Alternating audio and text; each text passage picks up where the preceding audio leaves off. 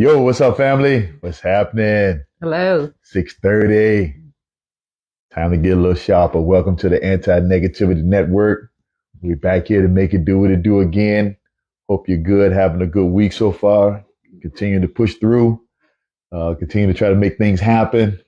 Hopefully you're adding a little prayer up in there too with it. Okay, so keep going. Stay on your grind. Respect your grind. So keep going. All right. Um, so again, just want to welcome you here. Please make sure you share this. You subscribe to the Anti-Negativity Network. Pretty please. All of my bowling family, Anti-Negativity Network, because you know I'm going to send some bowling stuff as well. But we're here to do what we do every Thursday. We're here to get a little sharper. We're here to encourage you. We're here to push you. Here to just hopefully something is said that will push you to continue to go for what it is you want, for what it is you dream about, for what it is you desire, and just take the Lord along with you. All right. So look, as we always do, let's do it. Let's get it started. That's what we do every week because I know you need it. I need it too. Here we go. 1, 2, 3. 1, 2, 3. One more time. 1, 2, 3. All right, there we go. Had to get that deep breath in. All right, so now that you done calmed down a little bit, got the little refocus, breathe one more time. And you know what? I was just going to suggest that. I really did. I honestly was going to say, let's do it one more time. That's crazy. So hey, there it is. 1, 2, 3. All right. We always do 3 times, but today, yes, we just needed one more. I was going to suggest that. That is so amazing. Wow. So there it is. Okay, look. So, well, first thing I want to ask you to do, okay. Many of y'all know that what line of business that I'm in health insurance, and I have a client that I'm gonna ask you to keep in your prayers. His son has actually been in the hospital for 4 weeks now, and so while we have some things that can help him and his family, you know, at the end of the day, when your child is in the hospital, when your child is suffering, you suffer, right? So I'm gonna ask you that you keep my client, I'm not going to say his name, but I'm asking that you keep him and his family, and especially his son, in your prayers, because it's a tough piece. Son is doing better. Thank God to announce that the son is doing better, but still in the hospital. So, that's a struggle. I can only imagine what he's dealing with. And so keep him in your prayers, please. Okay. Him and his family. All right. And the son, of course. So last week, let's go ahead and jump into this thing. So last week I asked y'all a couple questions, and I'm excited to have my wife back with me tonight. And so we're gonna flow with this thing as we flow. We've been in Ephesians chapter 4, and I have told y'all I'm not rushing through it, but we're gonna be pushing towards the end. So eventually we're gonna get there. We might get there tonight, we might not. I don't know, but we're gonna start going in that direction. Getting towards the ends of Ephesians 4. But last week I asked you a question, and a couple questions I asked you. I said, why do we, what was that? I had to write it down to make sure I don't say it wrong. Why we struggle with accepting what God allows? And then I asked, why do we go against the things he is trying to do in our lives for our own good? So I asked you those questions last week. Hopefully you thought about it, and hopefully you might have answered, been able to come up with some reasons as to why. We all have done it. Okay. We all have done it. And so I asked that question because I want you to think about you and your situation, right? Because it's all about you. It's all about you trying to get better. It's all about you being better tomorrow than you were today. And hopefully today you was better than you were yesterday. It's a continuous push, right? So, but one thing and that we have to think about is the fact that we are made up by flesh and we're made up by spirit, right? So the spirit Well, the flesh is the tangible stuff, So hopefully you're working out, you're doing some exercise, doing what you need to do, and take care of the physical body, eating right and doing all that stuff. Although we know we come up short a whole lot of times on that, but that's the flesh, that's the body, that's the physical body that we need to be taking care of. But then that spiritual part of it, that's the intangible part. That's where the struggle is, right? There's a struggle between the physical and the spirit, right? The flesh is weak, but the spirit is willing. That's in the Bible. Matter of fact, I think it's in Matthew. Check it out. But that's a fight that we have to battle every day, right? Every day. It's a constant battle. And so we come on here on Thursday nights to talk to your spirit. Okay, ain't much I can do with you about your physical, other than talking to you about dealing with your flesh, because you got to deal with it. Okay, but I'm here to encourage your spirit. Okay, encourage your spirit, and we use the Word of God. And so we're gonna go to Ephesians 4, and we're gonna start at verse 17. And I always tell you, go read it for yourself. So I'm gonna tell you, go read the whole entire chapter of Ephesians 4. Because we've been walking through it, talking through it, and it is amazing when you read it. You can read it today and get something. You read it tomorrow and get something totally different. Then read it again next week and get something different again. It's just that's the reason why we're not rushing through Ephesians 4, because got something else out of it tonight. Okay, and I talked about Ephesians 17 and some other verses a few weeks ago. Well, we back there again tonight. Why? Because I think you done told me something else. And I want to share this with you. So come on, babe. Let's start with it. Sure. With the Lord's authority, I say this: live no longer as the Gentiles do, for they are hopelessly confused. Stop right there. Is you is or is you ain't a Gentile? Is you is or is you ain't my baby? That's where it came from. I'm borrowing that. Is you is or is you ain't a Gentile? Read that again, baby. Read that one more time, because I think you need to hear this right here. Come on. Live no longer as the Gentiles do, for they are hopelessly confused. Mm-hmm. So, hopelessly confused. Keep on reading. Their minds are full of darkness. They wander far from the life God gives, because they have closed their minds and hardened their hearts against him. So that's not what we want to be. You're trying to achieve some things. You're trying to make some things happen. You're trying to make a difference. And that's part of the struggle between the flesh and the spirit. Because when we allow the flesh to take over, it affects the spirit. They work interchangeable. They work together. One affects the other. And so the more we give into the flesh, the more we give into the stuff and things that do us no good, it hardens our heart. It turns us away from Christ. We can't hear. We don't see. We don't smell. All of our senses get deadened. Is that a word? Mm-hmm. Deadened. Okay. All of our senses get deadened simply because we don't take the time to make sure we're hearing from him. We don't take the time to read his word. We don't take the time to pray. We don't take the time I'm being real spiritual with y'all tonight, because we got to deal with the spirit. This is a spiritual thing right here we're talking about. We ain't talking about how strong you are. We ain't talking about the food you eat. We're just talking about your spirit right now. Your spirit, man, hurting if you're a Gentile, because now you have hardened your heart. You have closed your heart. You're not able to hear like you need to hear. Okay? Keep reading, babe.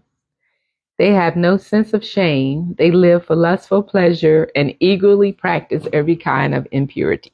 Jump in there anytime you want, babe. But I'm going to tell you right now, that, again, we're dealing with this flesh. We're dealing with this flesh that affects the spirit. Okay? And when we give into, now look, we're not sitting here acting like you're going to be perfect. Ain't none of us perfect, because we all have sin that comes short of the glory of God. I've said that so many times since I've been doing this over the last 3+ years. I wish I could get $1 for every time I said it, because it's the reality. We all have sin that comes short of the glory of God. Okay. But that doesn't mean we just continue. It doesn't mean that we set out to do it, now we all have had our moments. Okay. But what effort are we giving? Okay. And the more that we push him away, the more we give into that. And the more we give into that, the more of us getting away from where we need to be and what we need to be doing and where he's trying to take us. So those questions I asked you, why do we fight where he's trying to take us? Why do we resist it? Why do we not flow in the direction that he's trying to take us? It's because we fighting that struggle right there and we give in too easy. Come on. Yeah. I can only relate to my own story. I know back in the day, in my early 30s, I guess, 20s and 30s, the flesh won all the time. I was just out there, enjoying the pleasures of life, doing whatever I was big and bad enough and bold enough to do, and etc. So it was no struggle because I always let the flesh win. Mm-hmm. But, eventually God got tired of me. He got tired of me. He was like, straighten up and fly right. Yes. He was like, that's enough, Deborah. That is enough. Mm-hmm. Now, fortunately, I listened to him. Now, mm-hmm. I could have not listened to him and continued in what I was doing. And I don't know what the outcome or my destiny would have been had I not listened to him at that moment, that he got really stern mm-hmm. with me and told me, stop. Mm-hmm. So, and as a result, now, I live by the Spirit. So the Spirit is greater than the desires of the flesh. It's still a struggle, but, great is he that's in me than he that's in the world. So the reality is this, guys, that it's a daily battle. Okay. It's a daily battle. We are not sitting here acting like we perfect, because God knows we are far from it. And I spoke about something when I was on this same verses a few weeks ago. I said, this is not an area right here where we're going to be pointing fingers at anybody else and judging anybody else, because we can't do that. We can't do that. But we got to speak truth. We got to talk truth, and we get truth from the word of God. And the word of God is helping us get to where we need to be. And in order for us to get to where we need to be, we got to deal with some truth. We got to deal with ourselves. And it's a daily thing. It's a daily thing, right? It's a daily thing. But I don't want you to be a Gentile. So that's the reason why I'm talking about this, because I want to tell you that it's greater out here for you. That's better for you out here. Okay. But you're going to have to do some things to make sure you get it. Okay. And that means you're going to have to deal with this flesh, because that flesh want to do something dirty and call it clean. The flesh want to go out. That's the reason why I do that breathing earlier, because some of y'all was ready to go out and put some hands on somebody, or you was ready to give them a couple words that they really didn't need to hear from out of your mouth, right? And so, we all have these struggles, right? You can fill in the blank with anything you want to fill it in, because I promise you, there's some issues you're dealing with, just like there's some issues I'm dealing with, okay? So we all are spiritual beings wrapped in this flesh, and we got to continue to fight that battle daily, okay? So we're going to continue on. You're looking up something, ain't you? Oh, no, okay, go ahead. Like, all right, where you want to disturb your flow there. But anyway, we're gonna continue with the next verse. The 19 right here, but that. Okay, verse 20. But that isn't what you learned about Christ. Mm-hmm. Since you have heard about Jesus mm-hmm. and have learned the truth that comes mm-hmm. from him, throw off your old sinful nature and your former way of life, which is corrupted by lust and deception. So you got change. That's the word for the day. Change. You got to change. You got to change. You got to make what Michael said on that time. Make that change. What was it? Right. Yeah, Michael Jackson. Michael Jackson made that song. Yeah, y'all know about that song. Yeah, it's time to make that change, because the bottom line right here, guys, there's opportunity out here. There is better for you. There is greater for you. But you still allow yourself to go right back down the same rabbit hole. You're going right back down the same trail. You're going right back down the same spot that you want to get yourself away from. Because there's something on the inside of you saying, I really don't want to be here. I really don't want to do this. I really don't want to go there, right?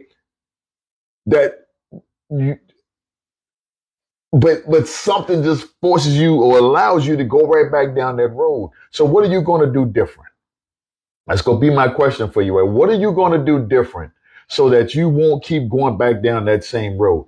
What changes are you going to make? Okay. What folk are you going to stop hanging around? What folk you going to stop talking to? Okay. Because if you look at it, history keeps repeating itself in your life and you end up right back where you don't want to be. And then you wonder why it's not happening the way you wanted to happen. You're not getting where you want to be. I'm not here to tell you that you no good anything. You are good. You are all of that. But it's even better out here for you. And you can be even better than what you already are. It's going to take some effort. It's going to take some hard decisions. You might have to cut some folk off.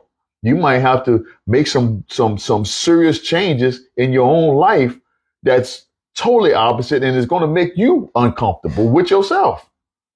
You're going to have to do some things.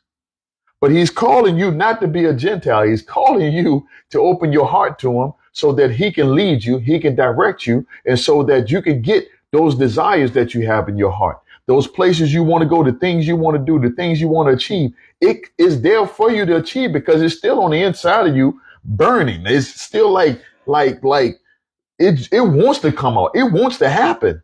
That's the reason why some of y'all can't sleep at night because you're thinking about all that stuff. The things that you really want to do, the things you really want to achieve. It keeps you, it wakes you up in the middle of the night, right? You sitting at work and you zone off and you start thinking about those things. You just in the middle of doing something, all of a sudden your mind just going over here and it's right to those things that you really want to do. But so what's holding you back? What's holding you back from going there? What's holding you back from doing those things? What's holding you back from moving forward and making that change that's going to be a positive change in your life? That's going to give you peace. That's going to give you joy. Those things that you really want. We think we really want money. No, we really want peace. We really want joy. Now, I'm not saying that we don't need money. Of course we need money. But I think there are some things out here that you really want to do that if you were to do it, the money would flow right along with it.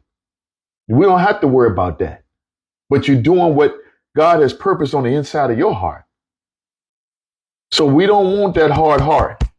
Can't nothing grow in a hard heart. You can't grow no collard on no hard dirt. Right? You can't grow nothing on hard dirt.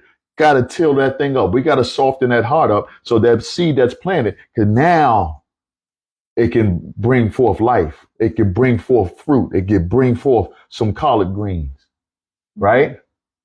We got to work on this heart of ours. And so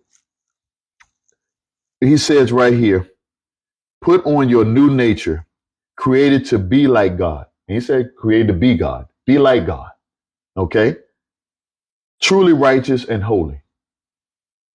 So we got to give him opportunity to work on our heart. You get this heart right, everything else is going to flow like it needs to be.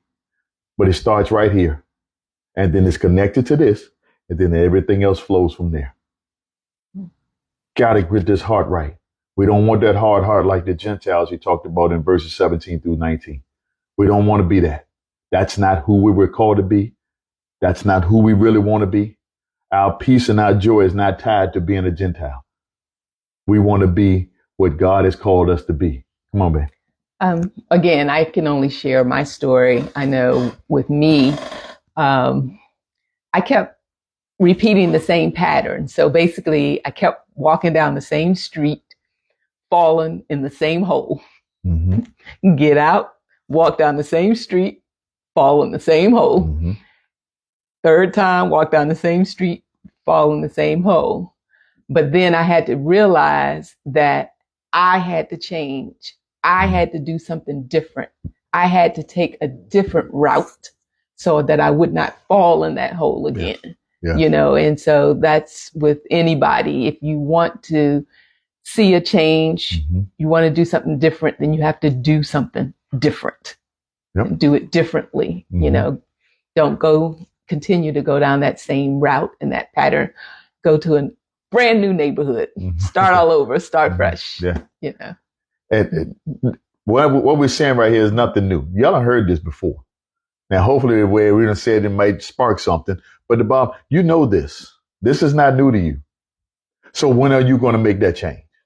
That's the question. When are you going to make the change so that you can lead the life that you were called to live, okay? And you can get that peace and that joy that you are so anxiously wanting. When are you going to allow him to work on your behalf?